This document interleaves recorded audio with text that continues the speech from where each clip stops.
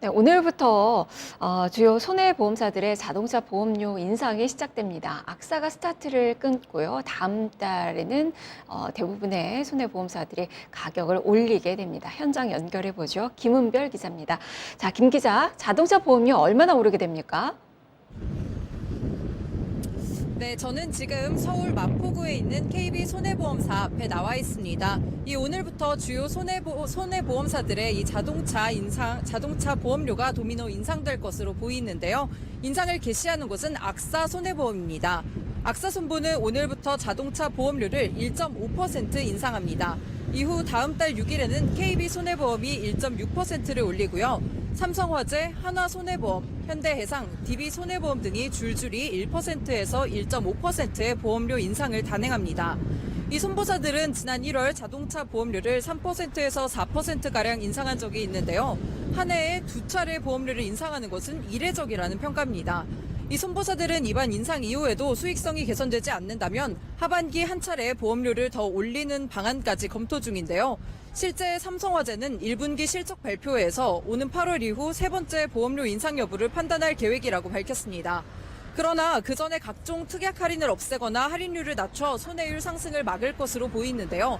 이 세 번이나 보험료를 인상하는 것은 부담이 있는 만큼 우회로를 선택하는 것이라고 볼 수 있습니다.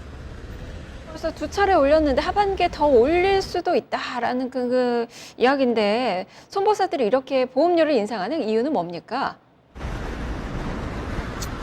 네, 손보사들은 보험료 인상이 굉장히 불가피하다는 입장인데요. 명분은 노동 가동연한이 60세에서 65세로 연장되고 사고 차량 시세 하락 손해보장이 출고 후 2년에서 5년으로 확대되는 표준 약관이 적용됐기 때문입니다.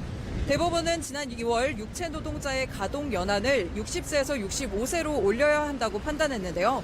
보험개발원은 이로 인해 보험금 지급액이 약 1,250억 원 증가하고 가입자가 내는 보험료도 1.2% 높아진다고 전망했습니다. 또한 지난달부터 중고차 시세 하락 보상금이 확대되면 출고된 지 5년 이하의 차량은 사고 시 시세 하락을 보장해줘야 하기 때문에 이로 인한 추가 비용이 수백억 원대에 이를 것으로 추정됩니다.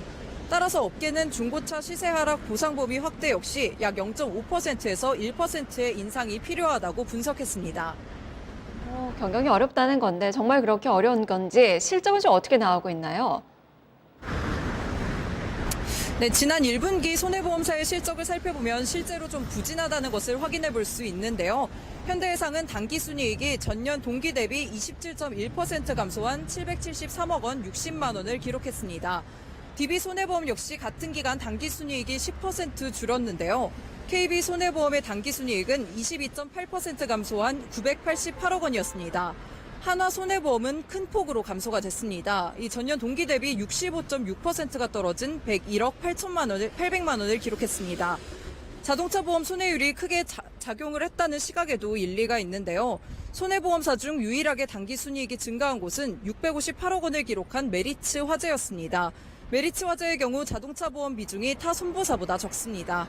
실제 2%에서 3%의 보험료 인상을 단행했음에도 1분기 자동차 보험 손해율은 최고 88.5%로 지난해보다 높아졌습니다.